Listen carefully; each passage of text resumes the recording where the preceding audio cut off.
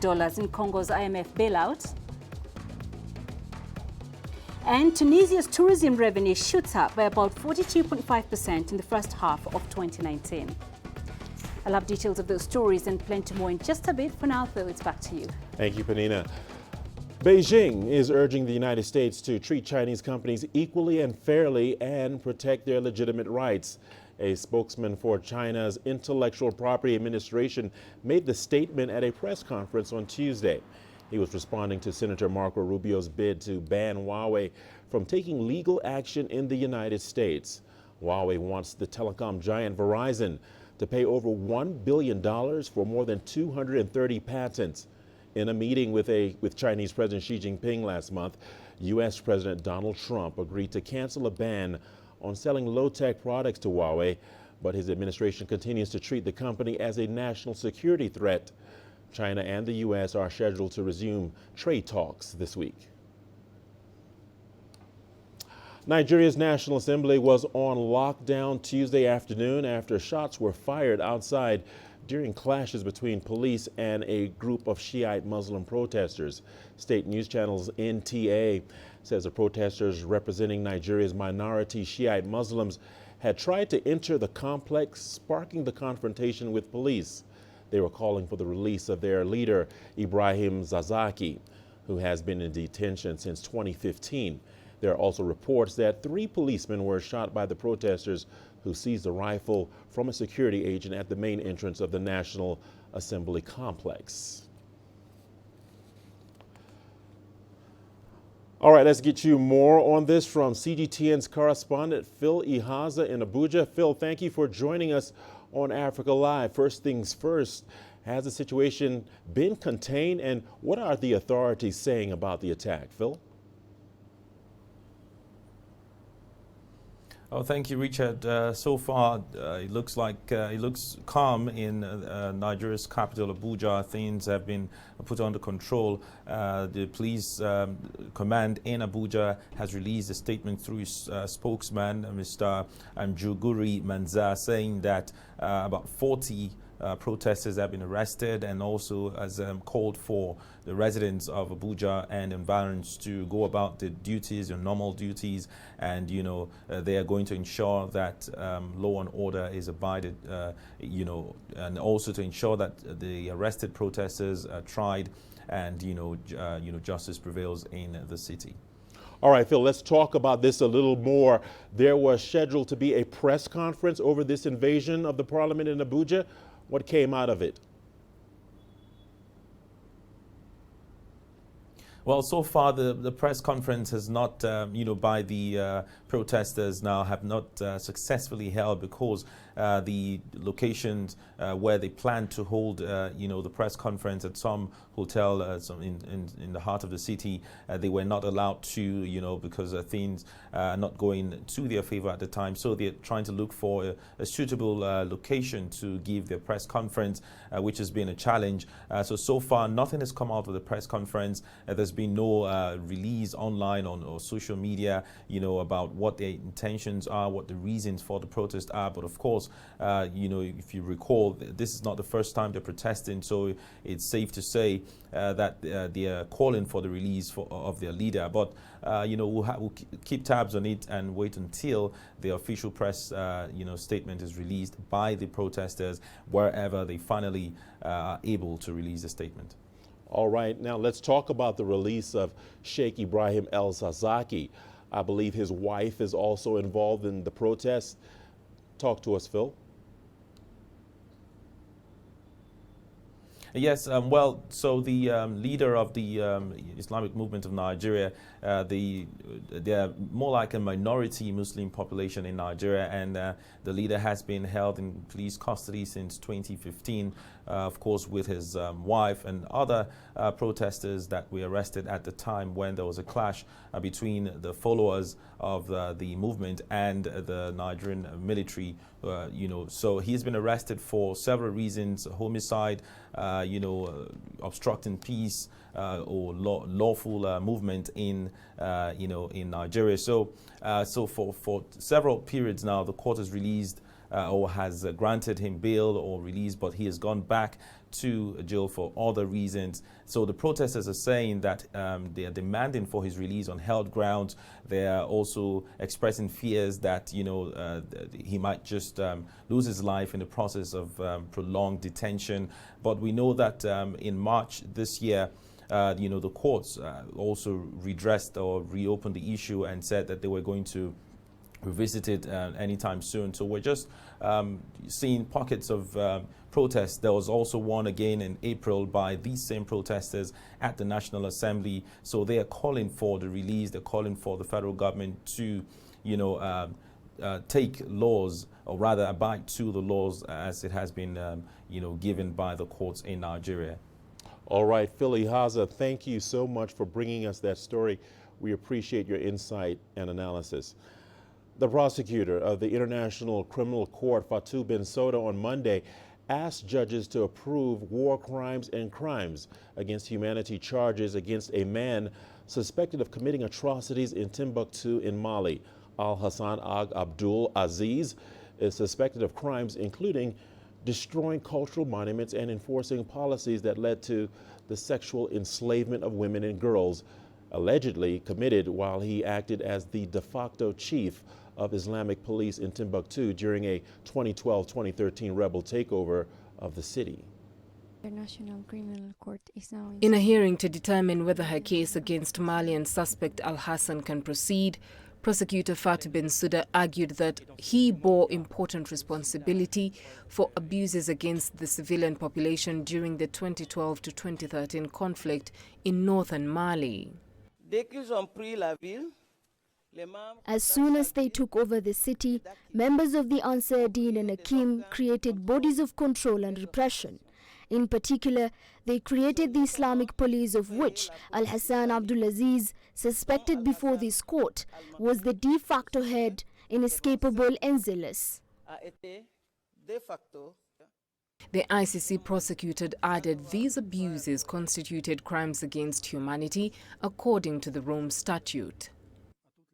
They subjugated the men and women of Timbuktu to their power, invoking and above all imposing their religious views, making great use of brutality and abuses that constitute crime against humanity and war crimes according to the Rome Statute. But lawyers for Al-Hassan said he was innocent of wrongdoing and his case should be dismissed before it begins, as the ICC had failed to disclose evidence that could potentially exonerate Al-Hassan. But the prosecutor has conducted its investigations into the events in Timbuktu with its eyes wide shut. Judges have not yet set a date for a decision.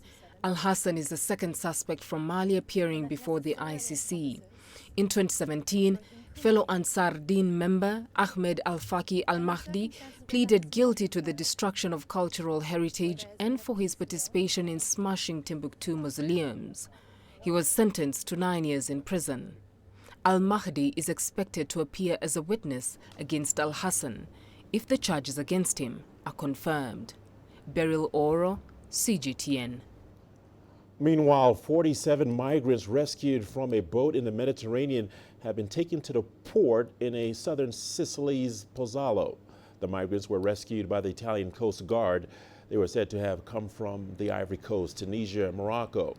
After a sharp fall in arrivals in recent months, the numbers are said to have picked up since June. Italy is planning to boost its sea and air patrols to spot any traffickers before they leave local waters. This is in addition to moves by the Interior Minister Matteo Salvini to shut the nation's ports to non-governmental organizations.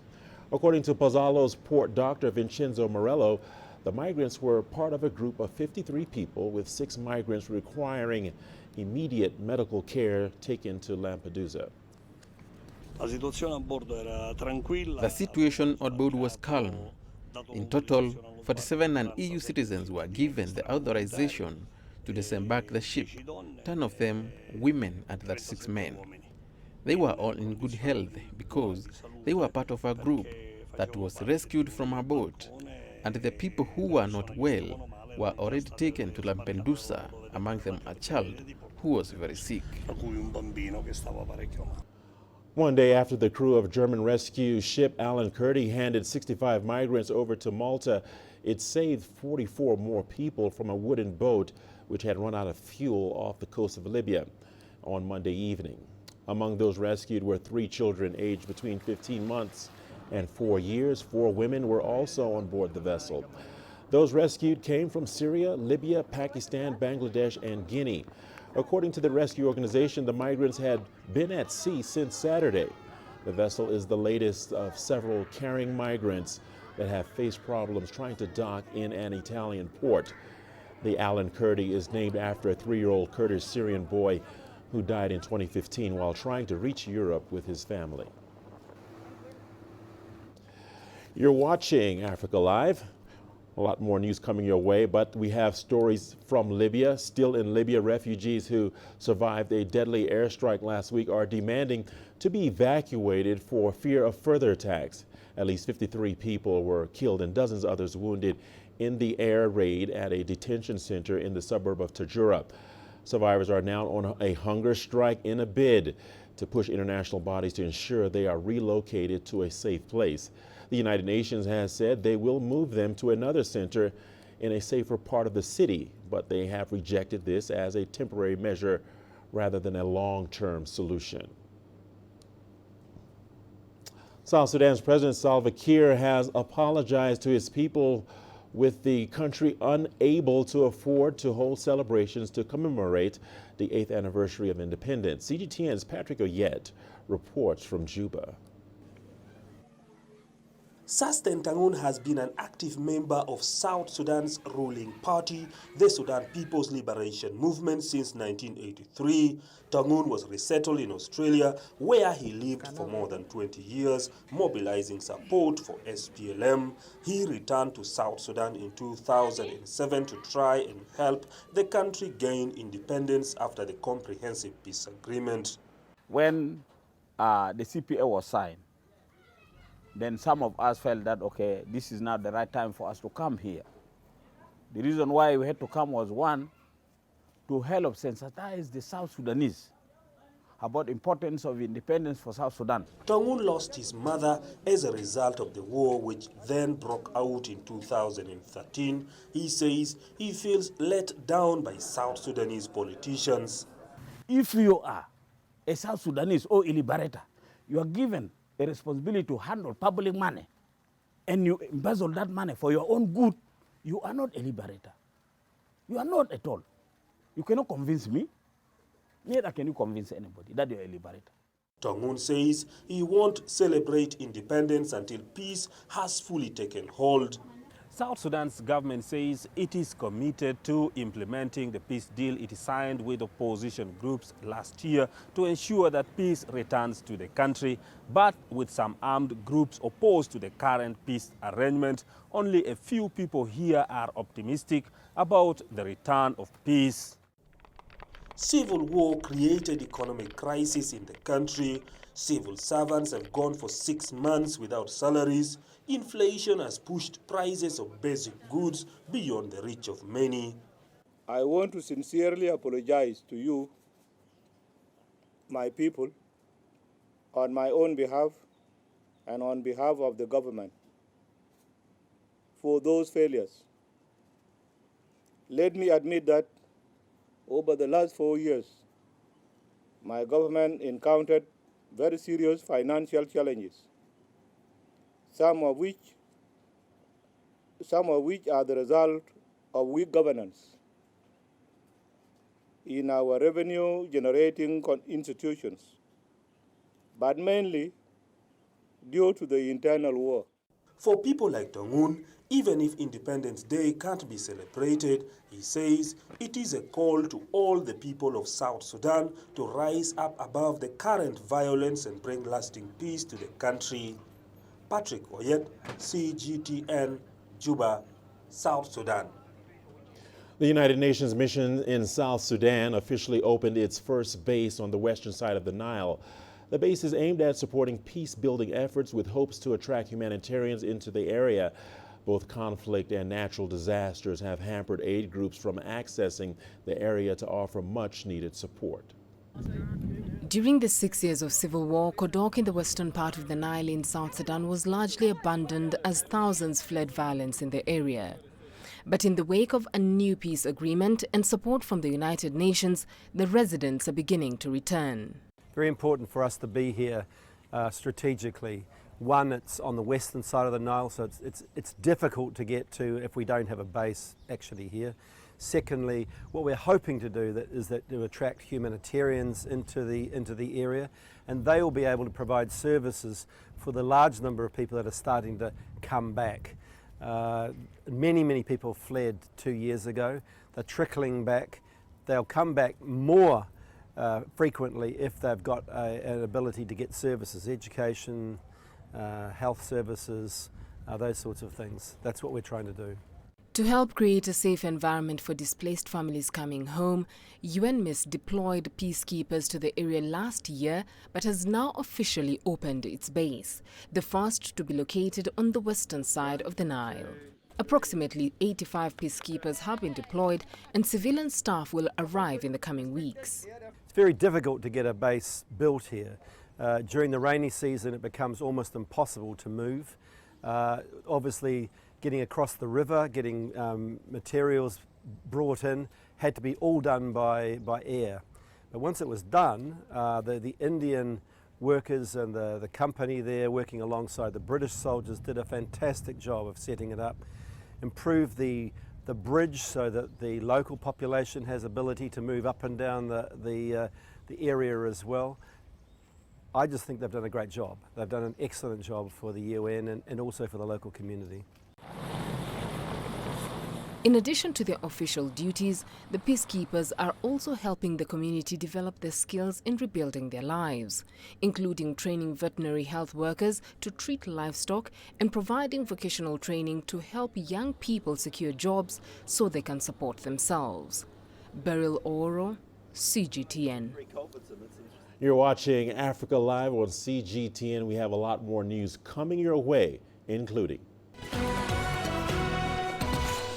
escalating intercommunal violence in central Mali sends displaced people to makeshift shelters in Bamako. And one school in northern Nigeria fights to keep children displaced by Boko Haram in school. Africa, the most iconic wildlife destination in the world. Its unique ecosystems were formed over countless eons. Many people can only dream of visiting this natural paradise. But now, for the first time ever, CGTN Wild Wonderland live show is bringing Africa to you through all of our online platforms. 14 episodes from July 22nd to 28th take you to adventure through the Great Plains of Kenya's Masai Mara, the Serengeti in Tanzania, and the Greater Kruger Park in South Africa. Welcome aboard the wildest ride of a lifetime.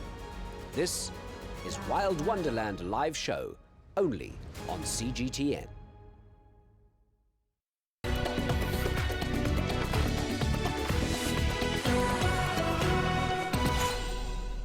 Welcome back. Let's take you to Mali, where escalating intercommunal violence in central Mali has made makeshift shelter mushrooms as unprecedented number of people set up camps in the capital Bamako. CGTN's Laura Walubengo has more. Tension in Mali has escalated in the recent past. A massacre by a Malian ethnic militia left at least 100 people dead, including 24 children last month. The situation has become dire as herders and farmers have become destitute and fear for their lives. Modi Isabari is among the over 700 people who have set up shelters using plastic sheets in the capital Bamako. The Dozons arrived in our village. They didn't attack the village, but they took all our cattle. So I decided to leave the village with my family to go to Kanadari. We had only been there for a few months when one day there was another Dozon attack. We went to Somadaugo. A few weeks ago, there was a bloody attack there. We managed to flee to Bamako. According to the United Nations Office for the Coordination of Humanitarian Affairs, more than 120,000 people have now been displaced, with 60% of them staying in camps. We have seen the number of displaced people in the center multiply by 4, and that means that in May 2018, we had 18,000 displaced people. Today, we have almost 70,000. At the national level, we have a peak of more than 120,000 internally displaced people. This is something we have not seen for several years, since the 2012 events. It means there is an enormous deterioration and an unexpected increase with regards to the displaced. Humanitarian agencies are now appealing for $2.4 billion in order to provide assistance to the over 15.3 million people across the Sahel this year. I am very worried because with these recent attacks, we have an attack on human rights, abuses, attacks on civilians which are unacceptable. Every day people are getting killed, wounded and displaced. There are children, women and men who are running for their lives. They are fleeing from the central part of the country in all directions, and they are even fleeing all the way to Bamako. President Ibrahim Boubacar Keita's government is struggling to disarm the increased number of jihadist militants who use northern and central Mali as launch pads to stage attacks across the Sahel.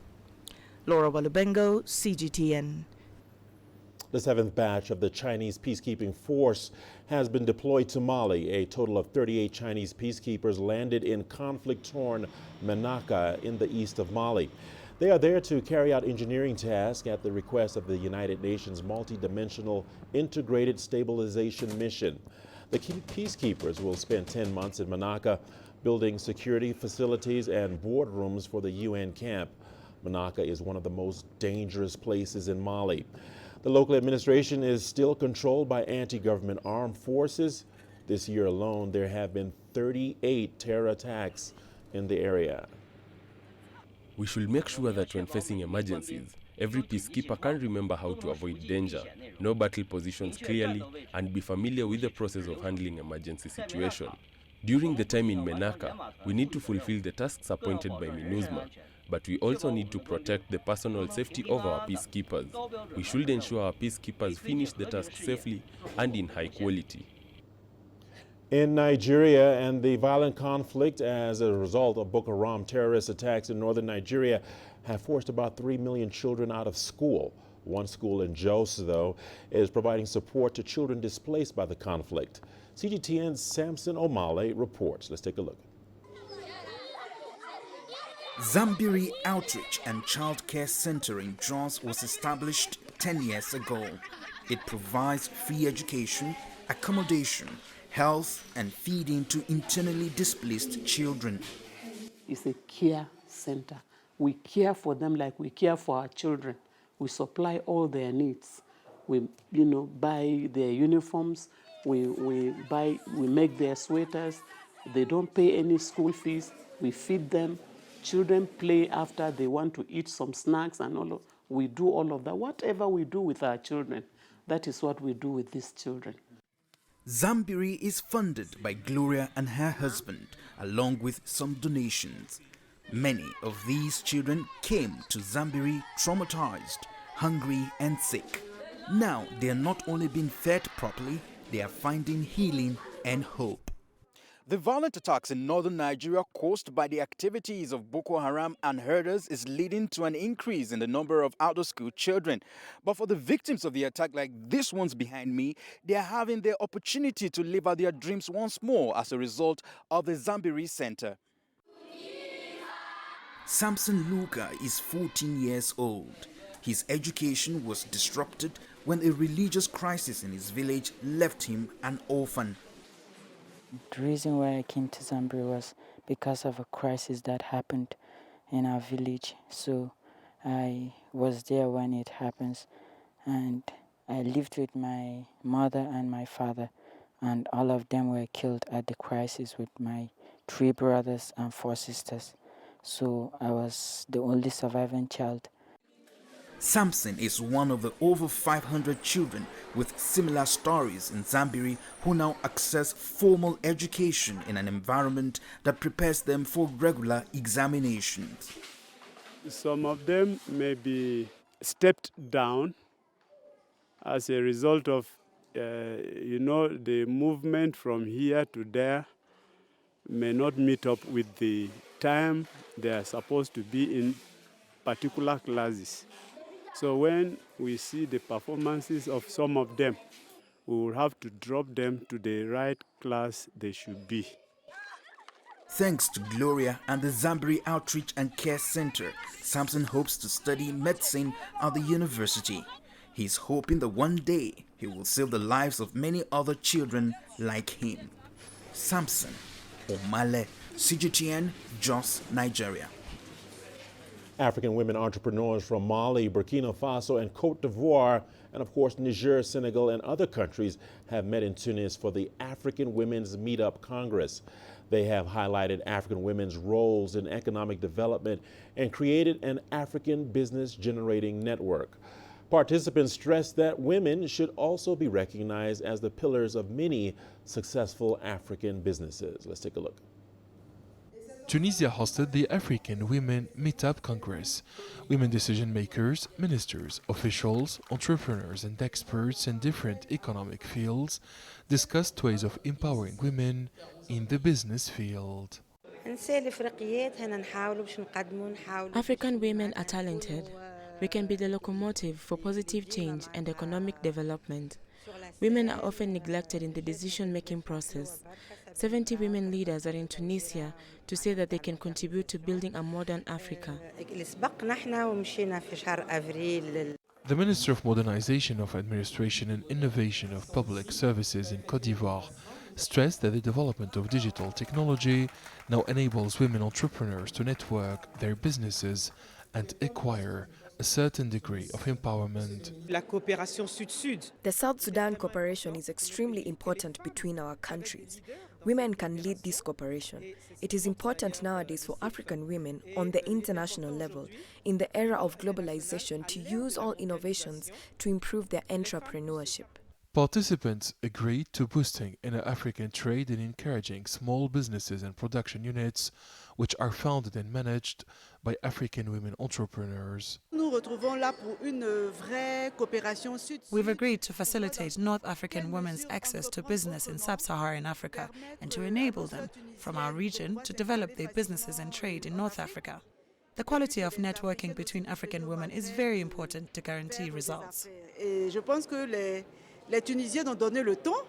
An exhibition of African know-how bringing together 30 exhibitors, including 8 from African countries and the rest from Tunisia, was organized on this occasion to present handicrafts, creations by Tunisian and other African artists and designers.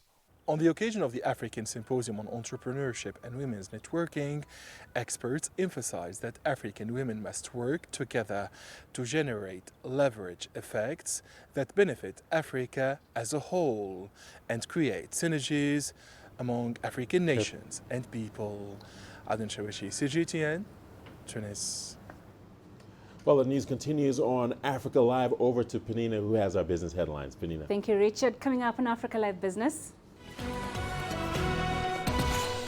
Construction firm Comi Simpex tries to secure around $1 billion in Congo's IMF bailout. And Tunisia's tourism revenue shoots up by about 42.5% in the first half of this year.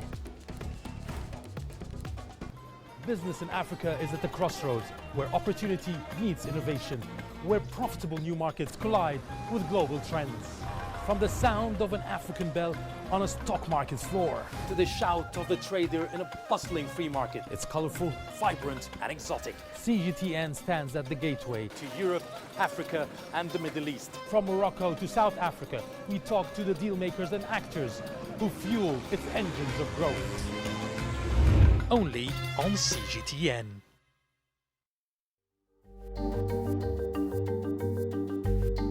Africa Live. Find your voice.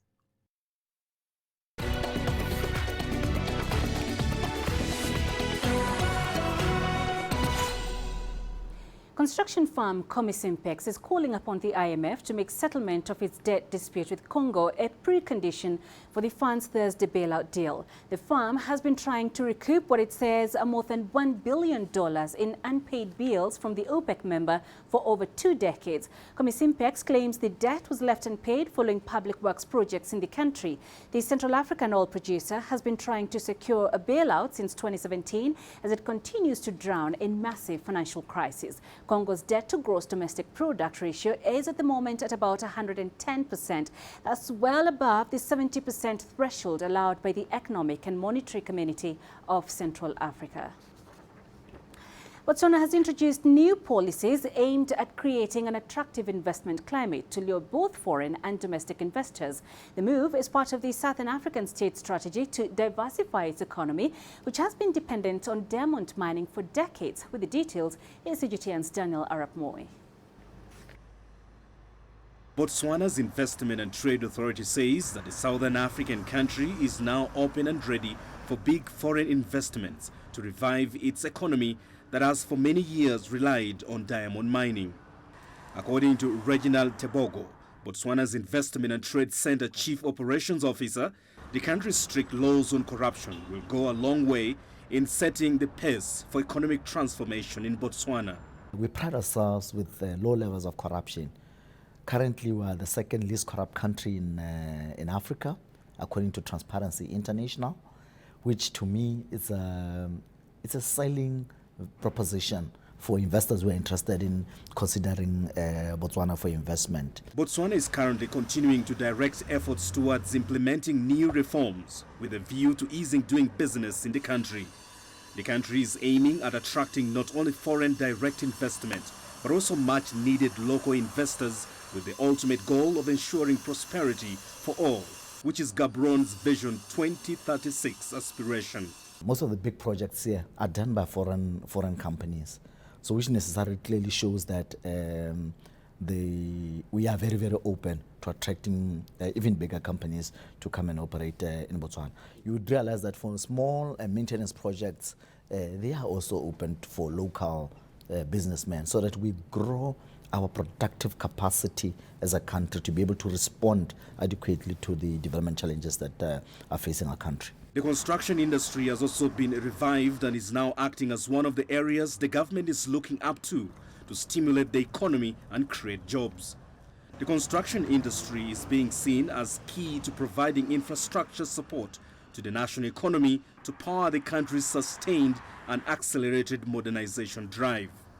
The construction industry in Botswana has had a phenomenal growth, particularly in the last 2 decades. Daniel Arap Moi, CGTN, Gabron, Botswana. Uganda has signed a new labour agreement with the United Arab Emirates to improve the working conditions of its citizens there. Labour exporting firms in Uganda and their foreign partners in the UAE will be liable for workers they take on. This follows reports of human rights abuses, including sexual harassment, poor pay and heavy workload. Isabel Nakiria reports from Kampala. Rose Naziri's employment in Jordan took a physical toll. She worked 10 hours a day, was sexually harassed and sometimes beaten when she was too tired to continue. Naziri says she gave up and attempted suicide. I could not stand the mistreatment, working long hours without meals. She beat me up, almost removing my eye. I ran off and ended up jumping from the 3rd floor and broke my left leg. Every year, hundreds of girls are trafficked from Africa to Arab countries in search for jobs. Labour agencies in Uganda work with foreign firms to recruit girls as domestic workers. Unlike Naziri, many girls return with injuries. Their employers allegedly torture some to death. The 2 years Naziri spent in Jordan is an experience she lives to regret. She's now recuperating, but she worries she may be left with permanent scars. Naziri returned to Uganda without a penny. She says the labour agency took away the money she earned, accusing her of not completing her 2-year contract. Naziri's contract was written in Arabic and she signed it without understanding the contents. My worst time there was during winter. They would expect you to go out and scrub verandas every day.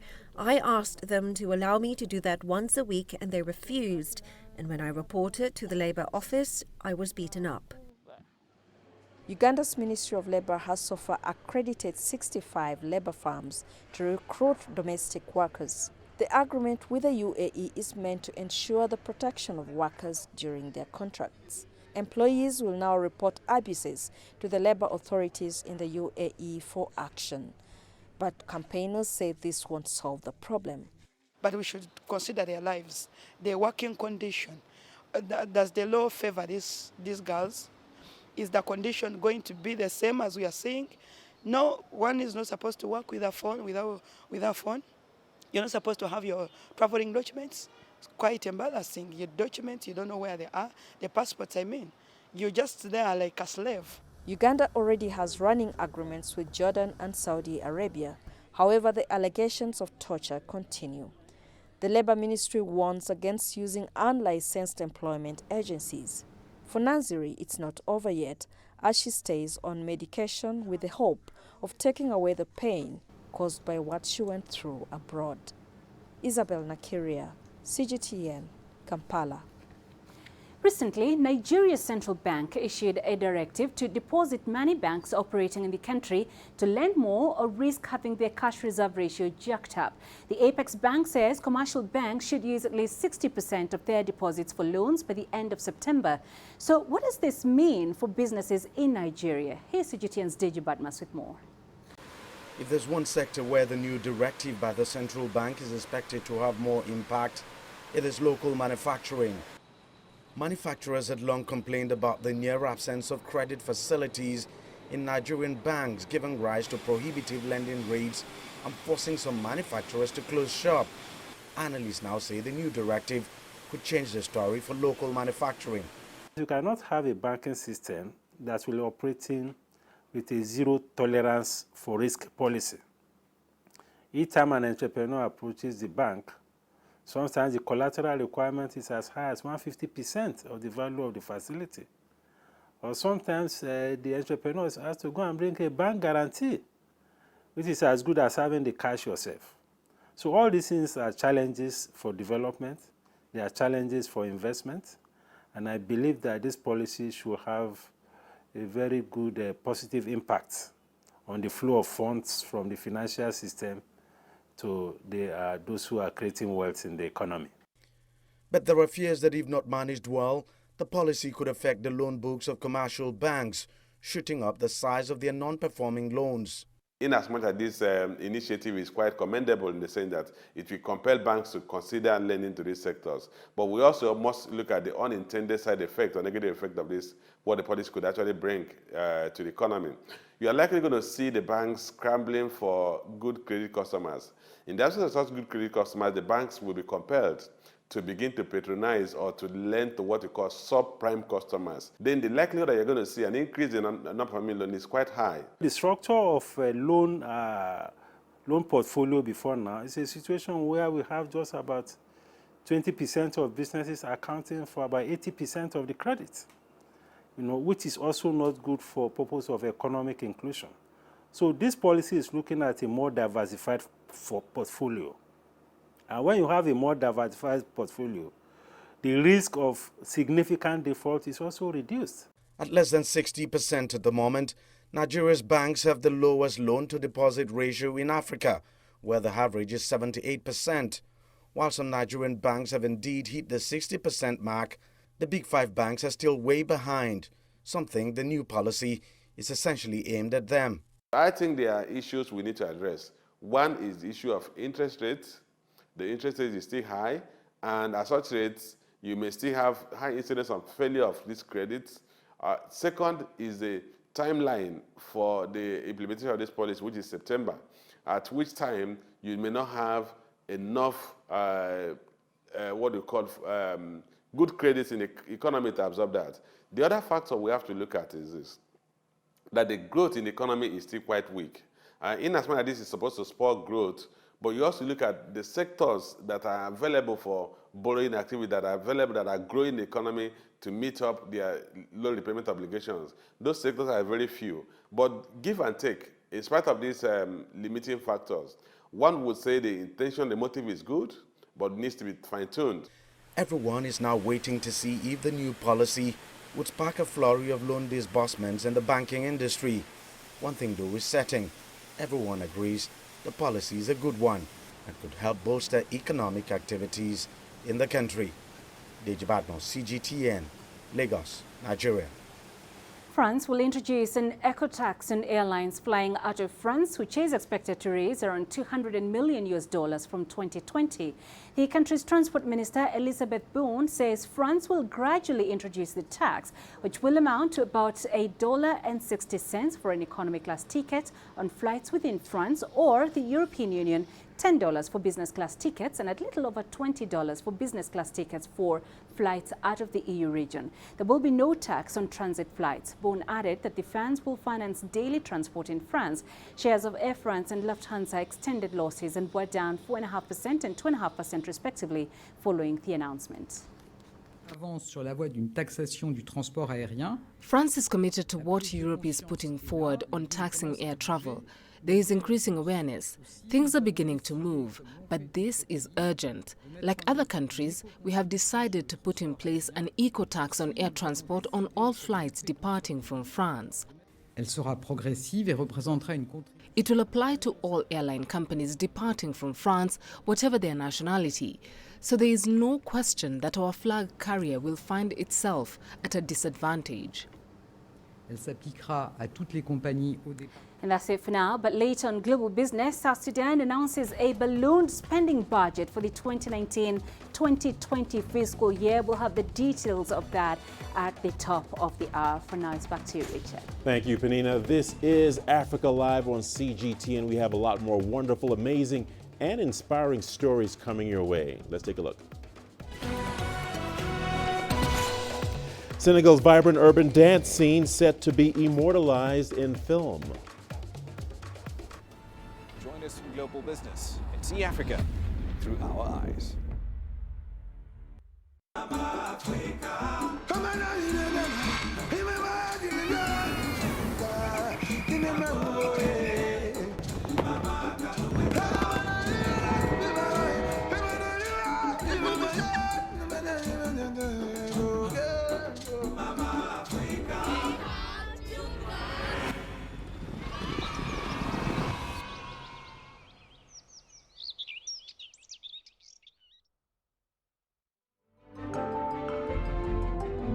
Africa Live. Find your voice.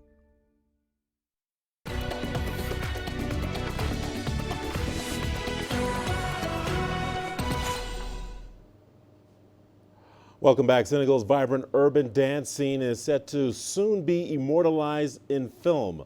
The Call of Dance is the first in a series of documentaries that will look at dance across the world. CGTN's Asta Tal has the details.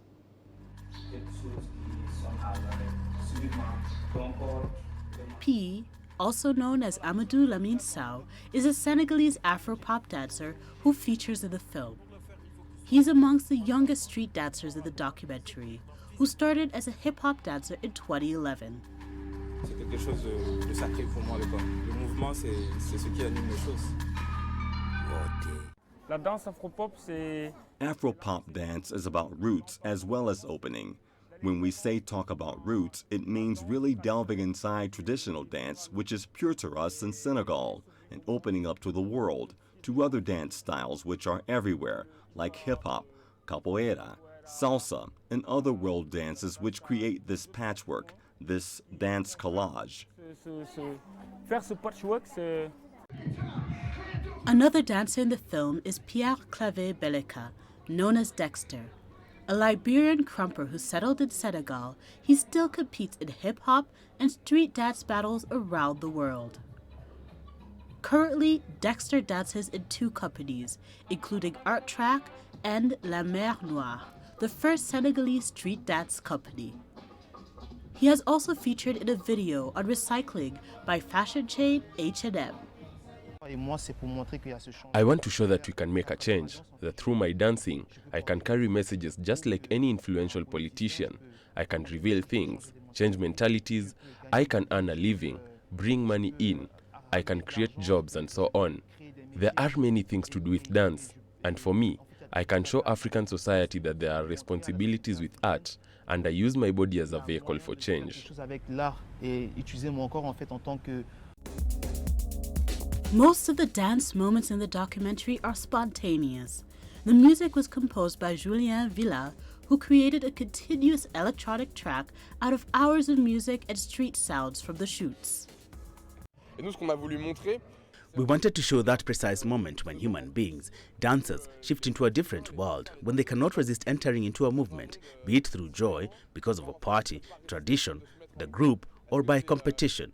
So we wanted to capture those moments that call to dance, those moments when people go beyond themselves and reach an almost trance-like state.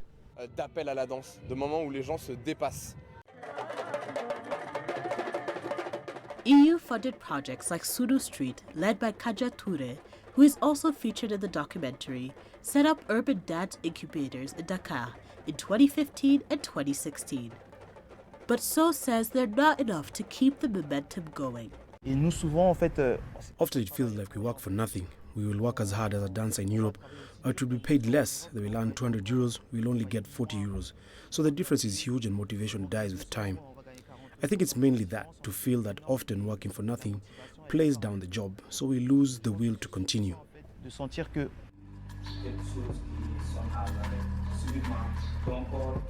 L'Appel à la Danse, a screen skin production, was directed by Diane Fardon and shot by Ugo Bembi. Astatal, CGTN. Neo Hutiri, a South African engineer, recently won the Royal Academy of Engineering 2019 Africa Prize for developing Pele box. This is a smart locker system used by patients to collect medication for chronic illnesses. CGTN's Brian Toussaint has the details. Pele box is meant to help reduce waiting times and congestion at healthcare facilities. Paulina Masingi, a domestic worker who suffers from bronchitis, says the innovation is indeed helpful. Pele box is okay. It's not stressful. For instance, when I get a message on my phone, I can go fetch it the day after. Even if I have work to do, I can go get my medication. I don't need to go and stand in long queues at the clinic anymore. So I just come in, get my medication and leave. I'm happy with that. I was trained to build solutions and product. The idea was to then say, can we build a product that is patient-centric, that speaks to us first as patients, while still adhering to all of the regulatory requirements and all of the framework that the Department of Health wants to exist to improve access to care. The lockers are stocked with prescribed drugs placed and secured there by health workers. Patients then receive a notification on their phones and use a one-time PIN to access the medicine. People want to leverage technology. They want to have access to that fourth IR environment where they're engaging with this next frontier of service delivery that leverages the particular technology. People are hungry for systems that work for them. Last year, South Africa launched a similar vending machine dubbed the ATM Pharmacy that also gives out medicines in public hospitals. Started in 2014, the Africa Prize for Engineering Innovation is the continent's biggest award dedicated to innovation in engineering. Brian Toussaint, CGTN. Let's now head to South Africa, where the cultural China Water Cube Cup has just concluded in Cape Town. The Chinese singing contest seeks to promote a sense of patriotism, cultural and linguistic sense amongst the Chinese living in the diaspora. The two top finalists will compete with their contemporaries living in other countries in a gala that will be organized in Beijing later this year. According to organizers, young participants showed impressive language and music skills. You can see people, especially the youngsters, they are living abroad, but they love the mother language, they love the mother country. This is kind of way for them to show their respect, their love to the mother country. We've got your sports news coming your way after the break. Don't touch that dial. Here's a sneak peek at the headline. Lionesses head coach names 23 players for action against Uganda Lady Cranes in the Elgon Cup return match. Africa, where champions are made, records are broken, legends are born.